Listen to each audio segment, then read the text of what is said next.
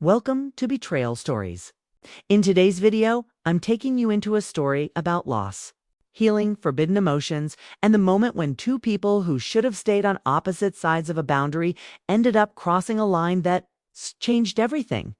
Before we begin, make sure you're somewhere quiet because this story isn't just meant to be heard. It's meant to be felt.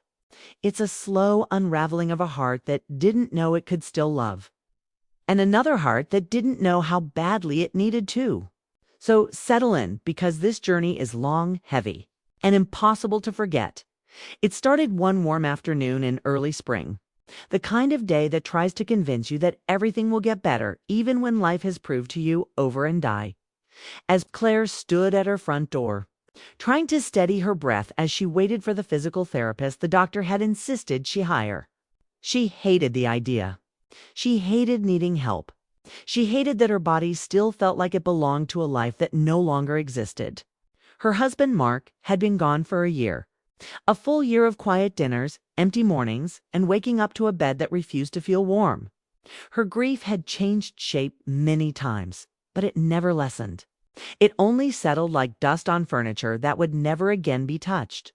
When the knock finally came, Claire wasn't ready. She opened the door anyway, pushing past the lump in her throat. On her doorstep stood a man who looked nothing like she'd expected. Younger than she imagined, tall, dark hair, slightly messy like he had run his hands through it 1,000 times that day. And eyes that saw everything in front of him but still somehow held a softness that made you want to trust him. His name was Daniel. He introduced himself with a voice that was steady but warm. And Claire felt something unfamiliar in her chest, a quiet shift, hardly noticeable, like the smallest tilt of a window letting sunlight in. He stepped inside, noticing the careful order of the living room, the silence that didn't feel peaceful but instead heavy, as if every object in the house held a memory that hadn't been spoken aloud in months. Claire walked him through her routine, her limitations, the instructions the doctor had given.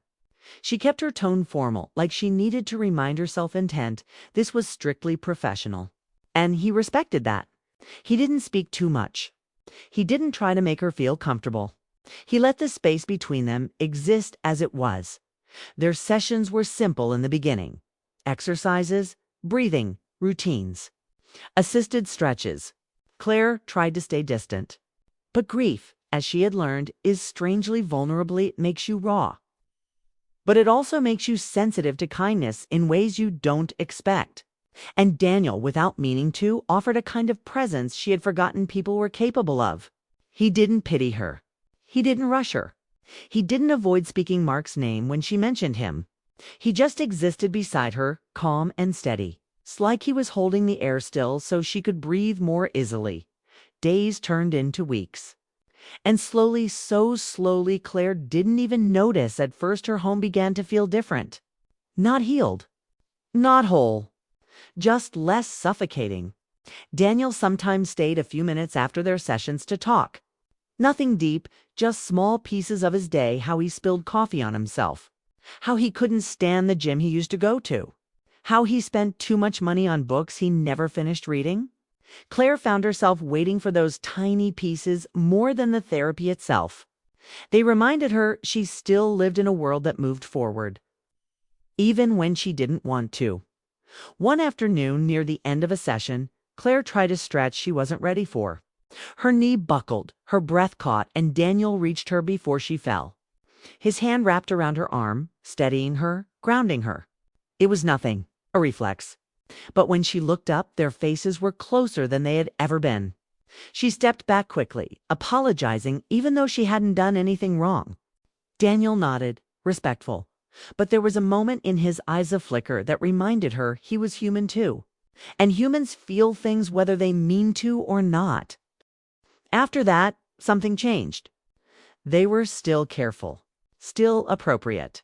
But the air between them carried something unspoken. Claire tried to ignore it, telling herself she was imagining things. She wasn't ready for emotions that didn't belong to her past. She wasn't ready for anything that didn't have Mark in it. But the heart is complicated, and grief and longing sometimes grow in the same soil, even when you don't want them to. One evening, Rain hammered against the windows as if trying to break its way into the house. Daniel had arrived late because the roads were flooded, and Claire immediately told him he could skip the session and head home before the storm got worse. But he shook his head, insisting he was already there and it didn't make sense to cancel. His hair and clothes were damp, and Claire felt a tug in her chest. She hadn't expected the desire to take care of someone, even in the smallest way. After spending so long being the one who needed care, they began the exercises. But the storm grew louder, making it difficult to focus. Claire kept glancing at the window, nervous. Storms had always frightened her, something she never admitted out loud. Mark used to tease her gently for it, pulling her close and telling her she was safe. When lightning cracked across the sky, Daniel noticed her flinch. He paused, stepping closer, lowering his voice as if trying not to disturb the storm itself. "If it's too much, we can stop," he said. Claire shook her head, gripping the edge of the table, pretending she wasn't trembling. Then the power went out. The house fell into darkness, except for the storm's flashes. Claire gasped softly, and Daniel instinctively stepped closer, his voice calm, telling her it was all right, that the lights would come back soon. But she wasn't thinking about lights. She was thinking about the silence that followed, a silence that felt too close, too intimate, too filled with the weight of two people who didn't know what to do with the moment between them. Daniel lit a small emergency lantern he carried in his bag. The soft glow filled the room with a warm light that didn't feel like electricity. It felt like a quiet confession of presence. Claire sat down on the couch, trying to steady her breathing. Daniel asked if he could stay until the storm settled, just to make sure she was okay, and Claire nodded without really thinking. She wasn't afraid of the storm anymore. She was afraid of the way her heart beat when she realized she wanted him to stay. Minutes passed, maybe hours. Time feels strange when emotions surface you don't want to name. When Claire finally spoke, her voice trembled as she told him she hated storms. How Mark used to sit with her during them. How nights like this reminded her of all the things she no longer had. Daniel didn't interrupt. He didn't offer cliches or sympathy. He just listened, and sometimes that's all grief needs, someone who will stand beside it without trying to fix it. When lightning lit the room for a long second, Claire's eyes met his. She didn't look away. She didn't know why. Maybe because she was tired. Maybe because she was lonely. Maybe because something inside her had been quietly growing for weeks, even though she tried to ignore it. Daniel inhaled sharply, and the sound was small, but it felt enormous. They weren't touching. They weren't doing anything wrong. But something between them shifted again, like a door that had been locked finally clicking open on its own. Claire looked away first, staring at the floor, whispering that she didn't know why she felt so strange around him sometimes. Daniel sat beside her, not too close, just close enough to be near. He said he felt something too, but he didn't know what to do with it. He reminded her that his place in her life was professional, and that he didn't want to cross any lines. But his voice betrayed him, shaking just enough to make it clear the line had already blurred long before either of them admitted it. Rain softened. Thunder faded. But the tension in the room stayed. Claire's breath hitched as she confessed something she had never told anyone since her husband died. She said she didn't know if she was allowed to feel anything for anyone ever again. She didn't know if her heart was betraying her past or finally waking up. She didn't know if the guilt she felt was real or just fear disguised as loyalty. Daniel turned toward her slowly, as if afraid any sudden movement would break whatever fragile truth hung between them. He whispered her name soft, almost scared. She felt the weight of it, the sincerity, the ache behind it. When she looked up, his face was inches from hers. Not in a way that asked for anything. Not in a way that expected anything. Just in a way that said he really saw her and still chose to stay. Their kiss wasn't planned. It wasn't hungry or desperate. It wasn't the kind of moment you see in movies where people lose themselves. It was hesitant, trembling, like two people who didn't know if what they were doing was right, but knew it was honest. Claire didn't pull away immediately.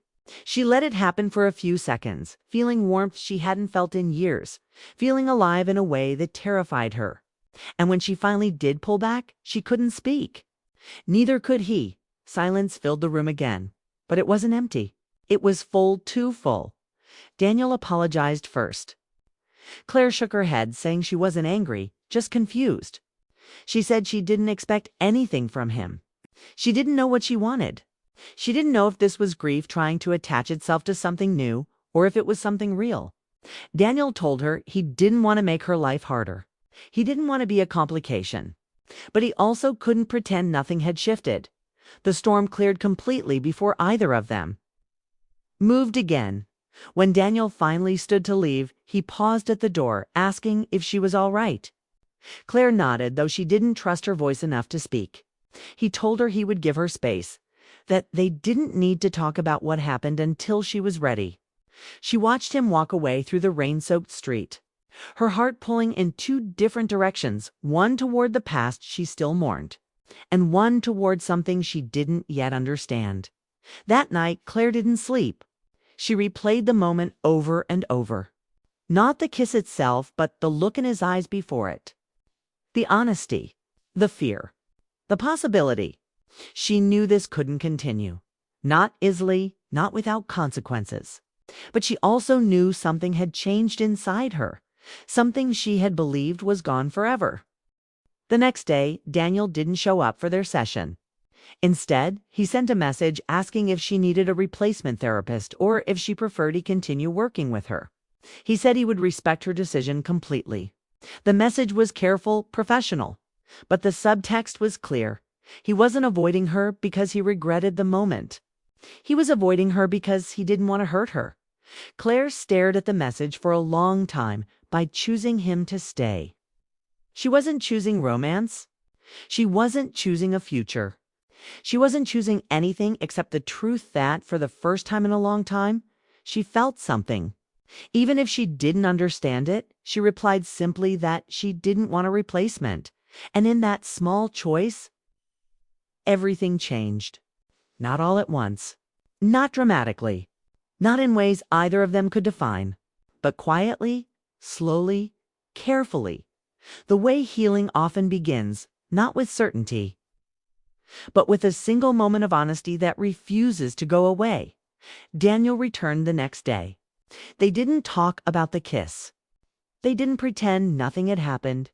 They simply existed beside each other, acknowledging in their silence that the line between patient and therapist had blurred. And now they had to figure out what that meant. Some days it felt like too much. Other days it felt like the first real breath Claire had taken since her world fell apart. Weeks passed, and the air between them softened. Claire grew stronger, not just physically, but in courage. She talked more about her past, about her fears, about the guilt she didn't know how to let go of. Daniel opened up about his own struggles, the things he hid behind his calm exterior. They weren't lovers. They weren't partners. They were two broken people trying to navigate a connection that arrived at the worst possible time and yet felt like exactly what they needed. And sometimes, late in the evening after a session ended and the house grew quiet, Claire would stand by the window thinking about how strange life was, how loss could destroy you and still leave room for something new, how grief didn't erase the heart, it reshaped it. How you could love someone who is gone and still feel something for someone standing right in front of you. How the heart wasn't a choice. It was a story constantly rewriting itself. This is not a story about replacing love. It's not a story about forgetting the past. It's not even a story about romance. It's a story about a woman whose world ended and the unexpected human connection that reminded her she was still alive. It's about a moment, a single momentine, a dark room during a storm. When two people crossed a line they didn't mean to cross, but couldn't ignore afterward. Maybe they became more, maybe they didn't. Maybe the kiss was just a fragile moment of comfort between two lonely souls. Or maybe it was the beginning of something they weren't ready to name. Life doesn't always give answers neatly tied with bows. Sometimes it gives you rain and fear and a lantern in the dark. And a heartbeat that doesn't belong to memory. And sometimes That's enough. If you felt this story, if it reached a place in you that remembers love or loss or the strange space between the two, make sure you subscribe. More stories are coming, stories that break, heal, and remind us that even in the quietest moments, life is still happening.